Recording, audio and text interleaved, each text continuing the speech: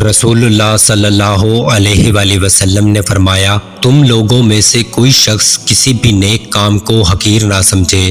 اگر کوئی نیک کام نہ مل سکے تو اپنے بھائی سے مسکرا کر ملے، اور اگر تم گوشت خریدو یا ہانڈی پکاؤ تو شوربہ بڑھا لو اور اس میں سے چلو بھر اپنے پڑوسی کو دے دو۔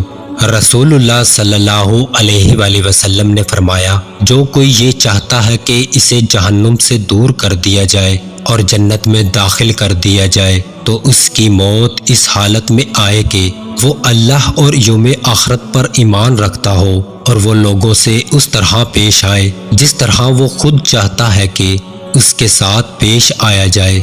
رسول اللہ صلی اللہ علیہ وآلہ وسلم نے فرمایا، اللہ تبارک و تعالیٰ ارشاد فرماتا ہے، اے آدم کے بیٹے، اگر تیرے گناہ آسمان کو چھونے لگے پھر تو مجھ سے مغفرت طلب کرنے لگے تو میں تجھے بخش دوں گا اور مجھے کسی بات کی پرواہ نہ ہوگی۔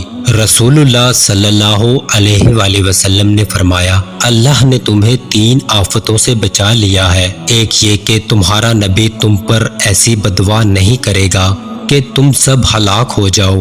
دوسری یہ کہ اہل باطل اہل حق پر غالب نہیں آئیں گے۔ تیسری یہ کہ تم سب گمراہی پر متفق نہیں ہوگے۔ حضرت ابو ہریرہ رضی اللہ عنہ سے روایت ہے کہ رسول اللہ صلی اللہ علیہ وآلہ وسلم نے فرمایا، میری امت میں سے سب سے زیادہ مجھے پیارے لوگ وہ ہوں گے جو میرے بعد آئیں گے، لیکن ان کی تمنا ہوگی کہ کاش کہ اپنے گھر والے اور اپنے مال کے بدلہ میں میرا دیدار کر لیں۔